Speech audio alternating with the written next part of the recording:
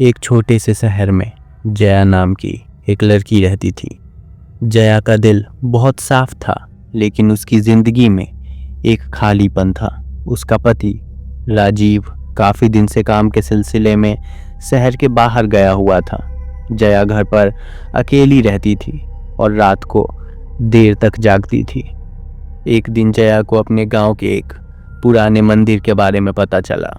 लोग कहते थे कि वहां कुछ पुरानी आत्माएं रहती हैं। जया ने सोचा वहां कुछ तो खास होगा, अगर लोग वहां जाने से डरते हैं। उसी रात जया अपनी क्यूरियोसिटी के चक्कर में मंदिर चली गई। मंदिर की पुरानी दीवारें और गहरी धुंध उस मंदिर को भयानक बना रही थी और हवा में एक अजीब सी ठंडक भी थी।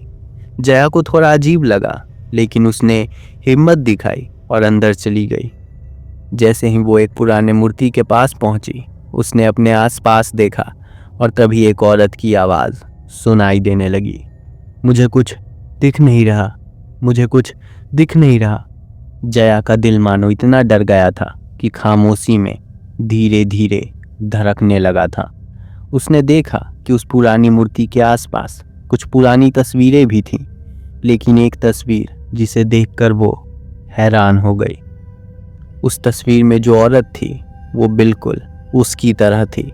उसकी आंखें, चेहरा, हर चीज एकदम उसके जैसे ही था।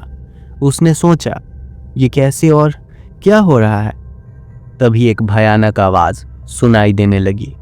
मूर्ति की पत्थर की आंखें चमक रही थी और एक भयानक काली धुंध उसे चारों तरफ से घेरने लगी।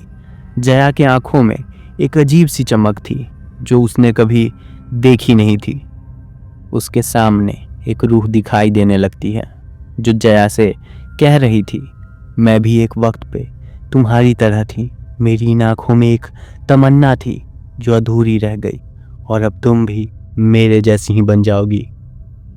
जया डर के मारे जोर से चिल्ला रही थी, लेकिन उसकी आवाज़ मंदिर की दीवारों में खो गई।